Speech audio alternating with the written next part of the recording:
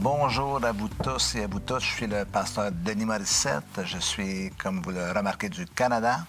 Et je suis en ce moment à Nice, à l'église Ecclésia 21 pour ces capsules Eureka, une église que j'aime beaucoup et auquel je suis bien attaché. Et si vous voulez, je vais vous partager en ce moment 3 caractéristiques des gens qui réussissent leur vie.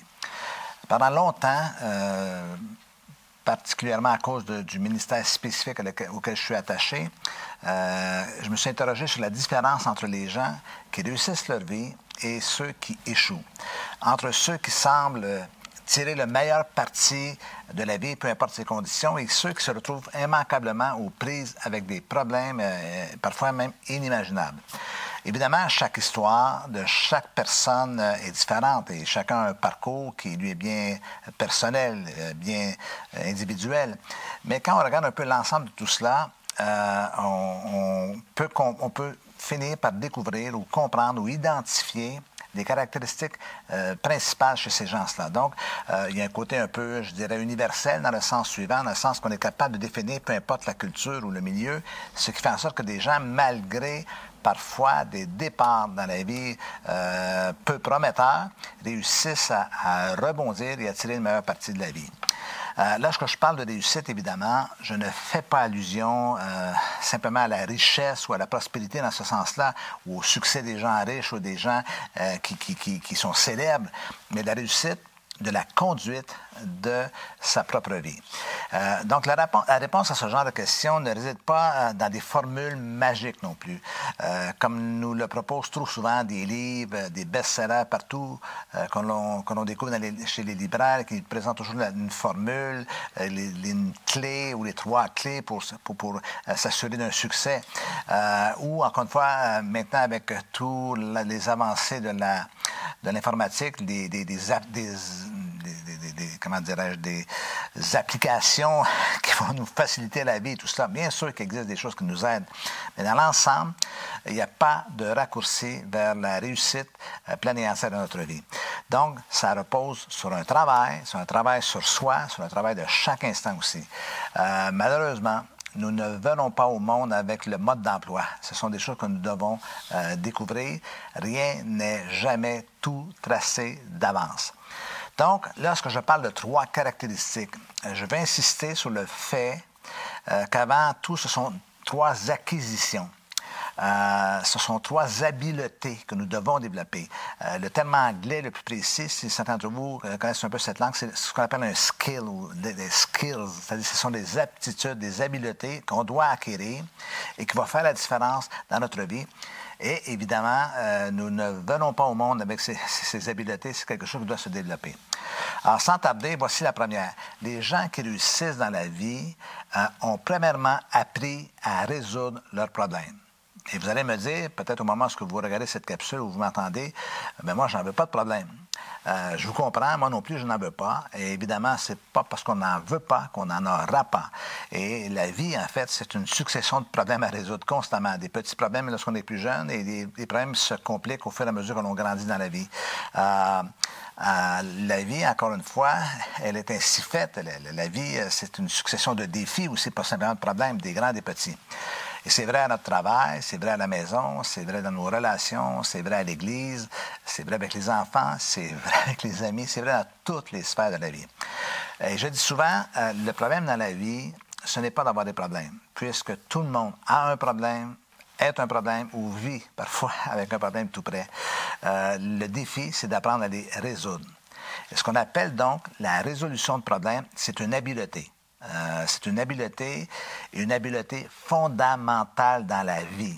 En fait, nous ne pourrons jamais éviter des problèmes, même si une once de prévention, évidemment, nous évite une tonne de tracas ou de tracasseries. Nous aurons peut-être l'occasion d'en reparler ultérieurement. En deuxième lieu, les personnes qui réussissent leur vie ont appris à développer leurs dons, leurs talents, leurs habiletés, leurs capacités, et ce, dans plusieurs domaines. Malheureusement, beaucoup de gens sont comme des pays. Ils sont sous-développés. Ils sont pauvres au-dessus, en apparence, mais ils sont riches à l'intérieur ou sont riches en dessous. Pensons à certains pays où les gens vivent dans la pauvreté la plus douloureuse, la plus abjecte au-dessus du pays, mais qu'en dessous, il y a un sous-sol plein de richesses, de l'or, des métaux précieux et tout cela. Mais eux sont pauvres au-dessus. Donc, c'est un peu la même chose concernant la nature humaine. Les gens vivent une vie de précarité, les gens vivent une vie avec beaucoup de difficultés, sans réaliser qu'à l'intérieur d'eux, il y a toute une source de richesse et de possibilités. Donc, littéralement, ils possèdent tout ce qu'il faut pour vivre, mais ne le savent pas. Et leur capacité, les habiletés sont parfois là, mais ne se sont pas développées. C'est comme un talent qui est brut et parfois qui est bien sûr inconnu et qui reste marqué à leurs yeux. Ils se retrouvent ainsi.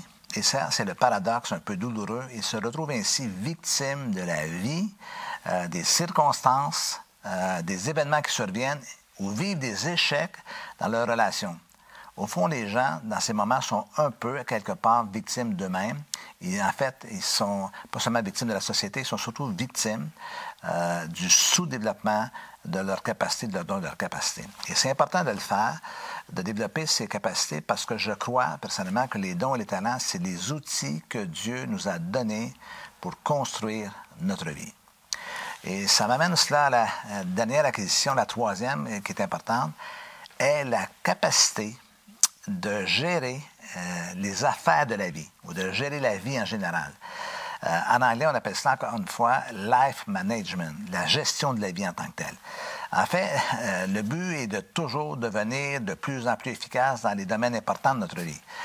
Et évidemment, cela inclut aussi les deux habiletés précédentes. Mais à cela s'ajoute une plus grande autonomie. Cette capacité à se débrouiller, à pouvoir tirer notre épingle du jeu, parce que, évidemment, encore une fois, on a développé les habiletés précédentes. Je vous accorde que la vie, elle est complexe, que la vie, elle est non seulement complexe, mais elle est compliquée parfois aussi. Voilà pourquoi, dis-je, il est impérieux, il est vital d'apprendre à obtenir ces acquisitions, du moins de les développer et de développer ses compétences.